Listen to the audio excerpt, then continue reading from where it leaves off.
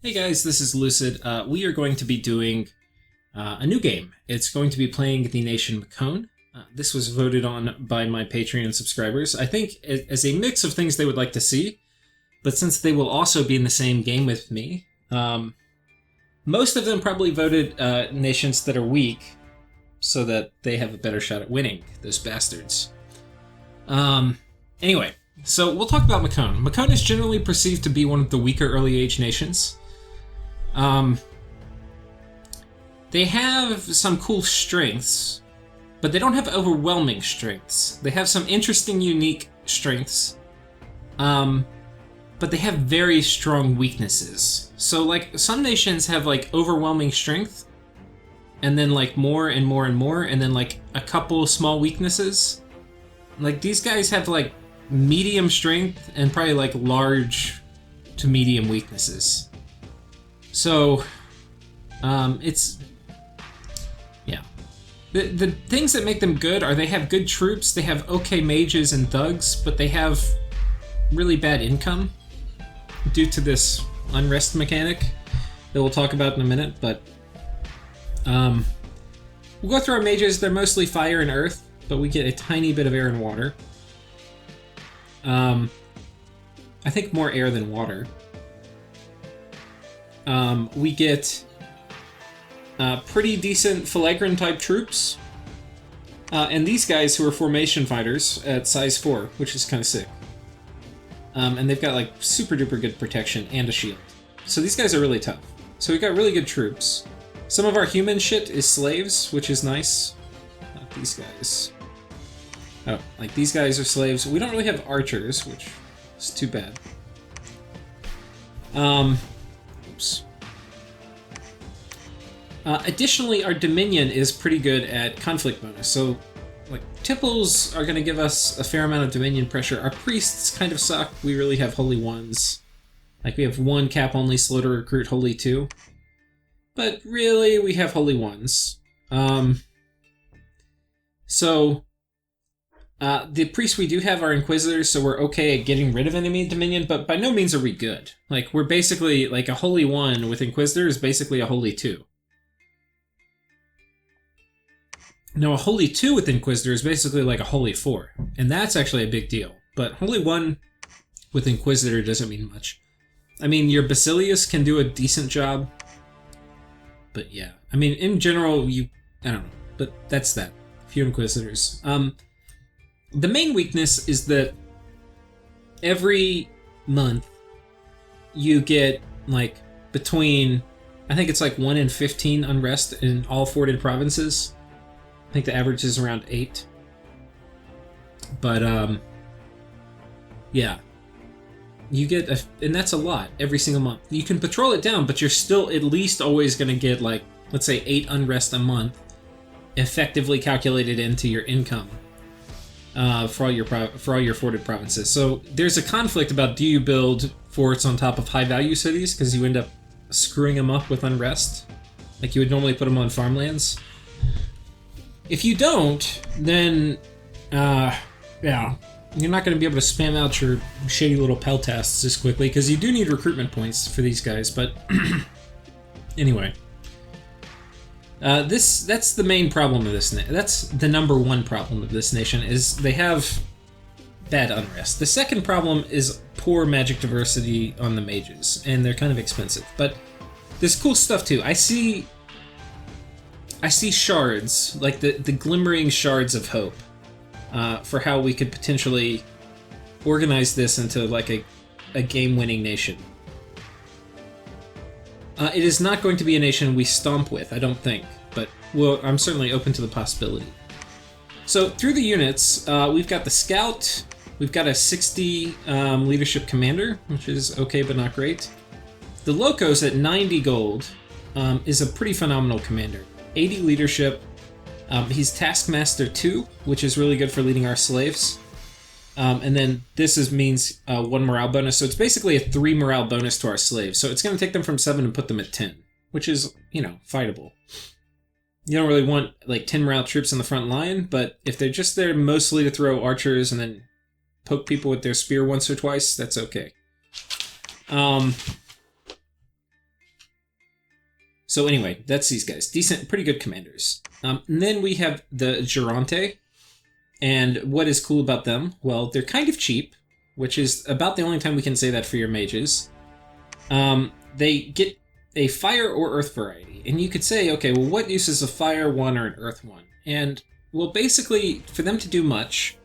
Okay, the earth ones can be thugs. The fire ones can presumably cast fire elemental or other stuff, but they're basically going to have to do, and you're going to want to do it with the earth ones a lot, spend one fire or earth gem to do fire, like phoenix power or earth power. And then you have it in earth 2. So you basically have to spend a gem every time you want to use these guys and have them not suck. They're old, but these guys, if you take on aging, they will be not old.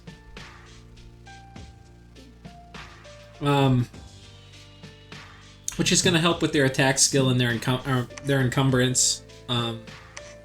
Yeah. So I actually like these.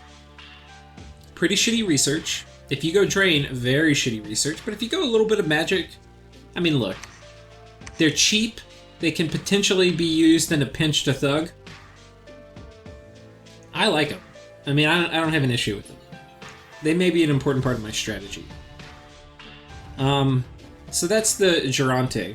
Next we have the Efor.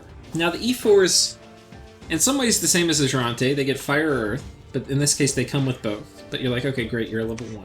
Well, they have a chance of being a fire 2 or an earth 2, or there's a chance they get an air random. Now the air random is interesting because they can do things like flying shield.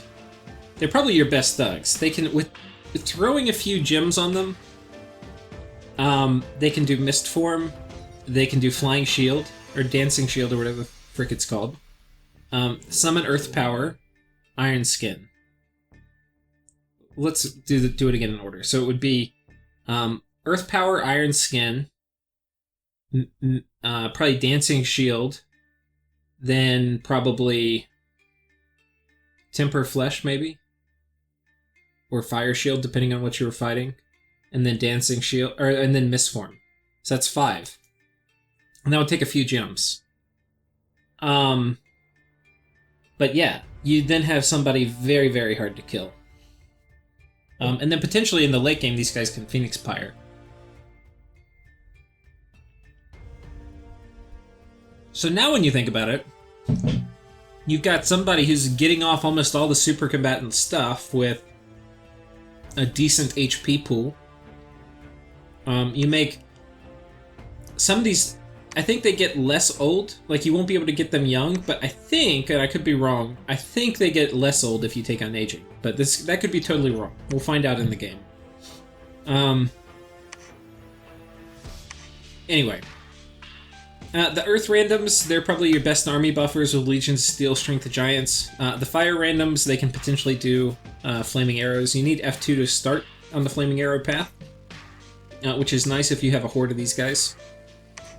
The problem, potentially, for Flaming Arrows is that your Peltasts only have 2 ammunition, so you need to get off pretty quick.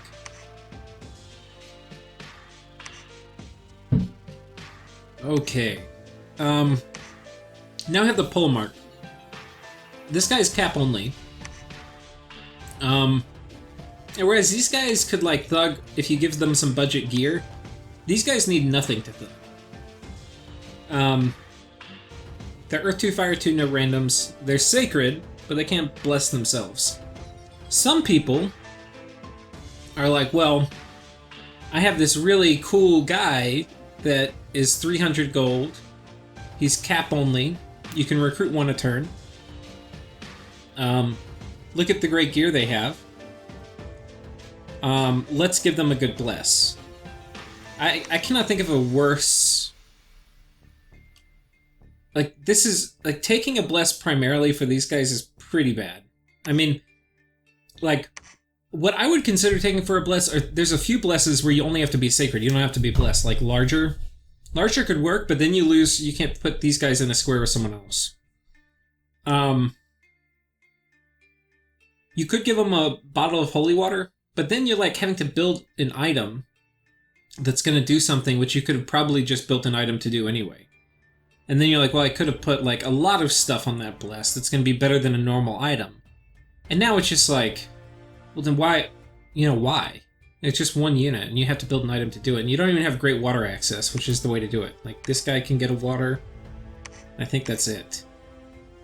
No, this guy comes with one. So you have like very limited water access. It's going to be using cap-only mages to make bottles of, or flasks of holy water.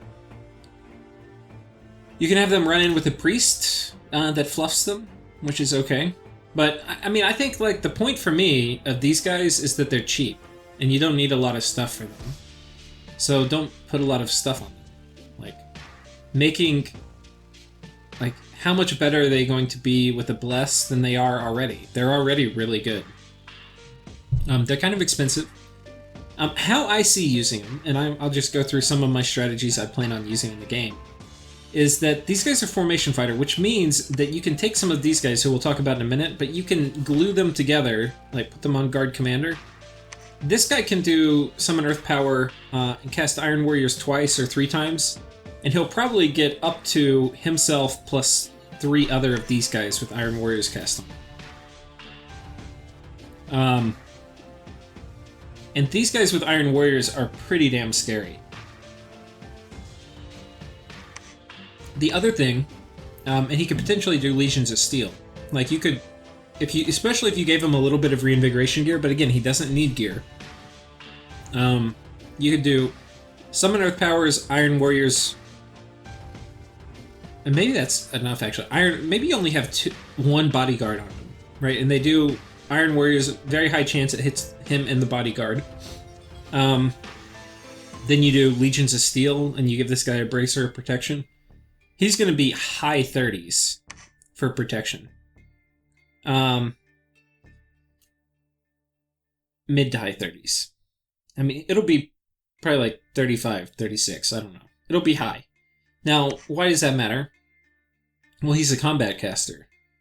So, potentially you could even, like, especially once you have some decent evocations, he could, like, just blast people with evocation.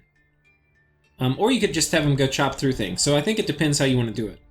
Because part of the problem with being a combat cast, like with being a mage, is we get fatigued out, and then all that protection kind of counts for shit. But anyway, you have options. I mean, you're effectively going to be like, yeah, like 3 encumbrance after Earth Power. But these guys are legit. I think these guys leading small amounts of these dudes is pretty sick. They also have really good leadership, so it's +2 morale, and they're Taskmaster too. So your slaves, like your big armies, you're probably going to want to have these guys as leaders. And you can put these guys on the front with like some of these guys, and then have like a huge swath of Peltasts in the back, and just unload a few hundred javelins before these guys charge in while these guys are tearing stuff up. I mean, that's something you can do. It might not be good in all situations, but next we have the Archon. The Archon is Fire 1, Earth 1, Holy 1 with a random of Fire, Air, or Earth. Importantly, we can get Air 2, which I think that's going to be our only way to Air 2. Yeah. This guy can random Air 2 too. So, but, you know, this will be a pretty... Like, you remember we were talking about how guys can thug. I can't remember which all these are hard-coded to be... One of these... I think one of these guys is also not hard-coded to be old, so we might be able to deal with it, but... Like, the Air 2 guys, they're Cloud Trapezing thugs. Potentially. You can't really... Like, you potentially could have, like, flying Peltasts with mass flight. Something these guys could do. You really need to be Air 3 to do that, so you'd have to do, like, a Crystal Shield. You don't have Astral in this nation. So you kind of want to take a Rainbow, but then, like, for Rainbows, you usually want to get a Bless. And the Bless is really, like, almost completely wasted. I mean, you could say, like, okay, these guys would enjoy a Rainbow Bless. Like, they would like the resistances. And I thought about it. It's not a bad idea. You also kind of want to have high dominion, so you can just, like, wedge your... Maybe that's a trap, actually, that I fell into. Like, just have really strong dominion push. I don't know. But yeah, I mean, you could take a better bless, I think, than I did. I think going a rainbow bless is definitely an option. So anyway, these guys, the air ones are potentially cloud trapezing thugs. The earth randoms, these are good army buffers. They're going to be able to do all the big earth spells. The fire ones are going to be able to do turn 1 flaming arrows, which is nice. Yep. These guys, Elder Cyclops, is 63 HP, so twice as much as your other guys. Which means they're really more like a super combatant than a thug. They have very good paths. The air randoms... Okay, so let's think about it. Even without an air random, these can all empower an air for 30 gems, which is cheaper than you can make a booster, and it still gives you a head slot free. They have fire resistance built in. Yeah, they can be earth, water, air, or fire random, so you can be earth 3, air 2, fire 3, or water 1. The other thing too is you potentially could do Staffs of Elemental Mastery too with this nation. You have fire, water as a cross path, which opens up rune smashers and stuff too. But yeah. These guys are basically super combatants, I think, is how I would treat them. They have forge bonus, Master Smith, so like the Air 2s could forge Air 3. And then, yeah, because you're going to need a pretty good air income with these guys, I think. But getting up, I think actually having an Air 2 casting Auspex, something that may not be a horrible idea. Or getting up to the point where you can forge the air boosters would be nice. But these guys will be able to do Staffs of Elemental Mastery probably the easiest for you because of this Master Smith bonus. So you get the water one, then you've got fire, water, or you get earth, air. Probably the air one is actually the easiest, right? So yeah, once you're... Well, it depends, because the air booster is hard to get. But if you're air 2, then you'll be effectively like air 3, earth 3 for the purpose of making a Staff Elemental Mastery. You just have to put on boots, but then you have to find one way to boost air, which could be an Empower, which would be kind of expensive, but I don't know. So anyway, that's these guys. They also give you resources, which is kind of cool. I dig them. 330 is not super expensive. Do they have weaknesses? They have good MR. They have not great morale. Their stat line's not super awesome, but that might not matter that much. And then finally we have the Basilius for our commander. So this is our final cap only mage. 350 gold, fire 2, water 1, earth 2. So you reliably get fire and water. This guy can also somewhat easily make the Staff of Elemental Mastery, probably through the fire water path. Holy 2, so this is your highest priest. And you can see we get no astral on this. We also have a 10% random for something else, but I mean, water 2, those are probably special because to get water 2 is really what you need to climb up the rest of the water tree. Starting with water 1, it's really hard. So the water 2s, you can do a staff, like a water bracelet, and then you forge a robe of the sea, and then you now are into water. So that's an important reason to get these guys, to get the water 2. Air, nothing super important. You could make Amulet of the Fish. Fire, okay, so fire 3. We have a couple options for ways to get fire 3s, and then earth. It's always nice having earth 3. So these guys are okay. They're a little expensive. They're slow to recruit. They're okay. I think these guys are hard-coded to be old too. So that's that. Next onto the troops, we have the Hilot Peltasts. These guys are slaves, which is basically like the same thing as being sacred for upkeep, meaning they have half upkeep, so they cost almost nothing to keep. And they suck, but they have shields, and they have javelins. And that combination means they're kind of okay if you have enough of them and you can get flaming arrows on them.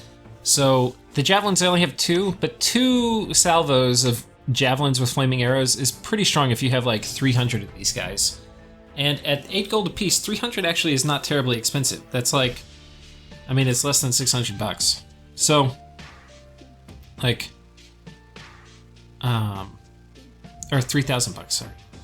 I don't know what my math was. Like, these guys are 10 gold and you want 300, yeah. Be like 2,600 or something. So, like, that's a fair amount, but like, that's kind of 1 turn crack forts. If you give them a decent front line of like stuff that doesn't completely suck, they'll kind of fill in behind it and hopefully do a little bit of stuff before they die. You can potentially buff them with Strength of Giants. Their javelins are going to be a lot better, so will their bronze spears. You could potentially also wind guide with this nation. And what it seems to me that like in the mid game, you have a mix of like really good thugging. You've got, if you can get them, these are slow. They're recruitment limited, so you can only get like I think 3 a turn or something. But if you can get 3 of these a turn from a few of your forts, because these are not cap only, you can have a super solid front line, ideally with some archers shooting over the top. And then with a huge swath of Peltasts that are going to be there to crack forts and throw javelins. I mean, that seems okay. So yeah, you have the thugs, you have the combo of these guys running around, and then you have super combatants. So I think that's it. That's the nation. Oh wait, no, we didn't talk about all these, sorry. I was just going on. Okay, so the Ekdromos, we've got Formation Fighter, nice. Slave, nice. So these are pretty cheap, good front line if you want. I mean, the problem is their morale kind of sucks, and even with Taskmaster, they're gonna have kind of shitty morale. They upgrade into a really expensive unit, so it kind of sucks when that happens, but I think it might help with some of the morale problems.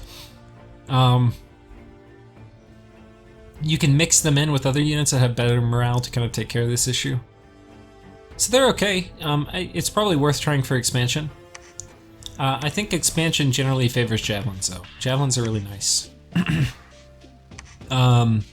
We have the Hellet Hoplite, which is also a slave, but in this case has better armor. So this is like the weaker armor version, and this is the better armor version.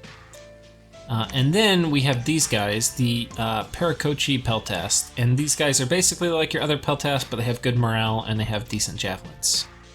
Or the same kind of javelins. Then we have the Discobolus. So this is a kind of funny looking dude. He's got 2 fists that hit pretty hard, good hit points, and a bronze discus which he throws. Now let's take a look at this discus. 4 ammunition, not terribly accurate, and his range is his strength. So he's pretty strong, so he can throw it like 21. But with pretty freaking low precision, 9. Which means he's gonna miss a lot. The way it works too is like, you want, if you're shooting much farther away than your precision, like so in this case we're twice as far, you're gonna miss a fair amount. But he hits really hard. Like, it's gonna be 27. And then if you buff this guy with Strength of Giants, he's gonna hit really hard. So you can potentially kill thugs with this, which is not exactly normal. Your recruitment limited, but if you get enough of them and you fix their strength issue. I mean, you fix their protection issue. They actually hit really hard too. So I think they're a troop to keep in mind as the game goes later and you're able to get some of your protection buffs. Something to think about. These guys with Army of Gold would be pretty scary because like this is a very high damaging attack, and to have like to have like 100 of these raining down would hurt. And then finally we have kind of the meat and potatoes. We have this guy who's a skirmisher, which means they don't suffer a morale penalty when fighting in a sparse line or skirmish. They're formation fighters. They have a magic weapon, which is really important. It's really nice when nations are able to kind of have an option for this. So yeah, they've got that. They've got really good armor. You can see our Curious is the only thing that kind of sucks here. So our chest armor. Otherwise, pretty good stat lines, good strength. We hit like a freaking freight train. And because we are a formation fighter, you can put 2 of these guys in a tile.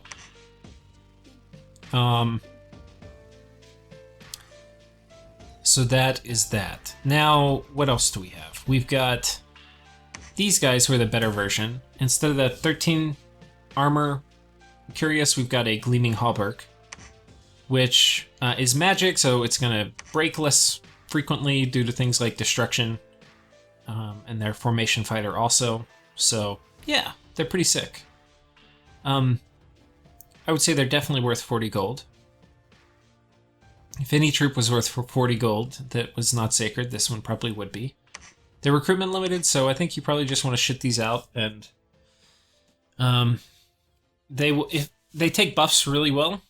You know, like the thing is, like, troops typically get better and better the more you buff them, like exponentially better. Like once they're good, a little buff is going to be better than if they were really bad. And that's not always true, but it's kind of true. And so this is a really good chassis for receiving buffs, is what I'm trying to say. So that's the nation. We get the Forge of the Cyclops, which gives us 100 resources at the beginning, which is pretty sweet. And then fire and earth, and then more earth and some air. So that's the nation. Thank you guys for watching. If you tune in next time, we will do Pretender Overview. Cheers.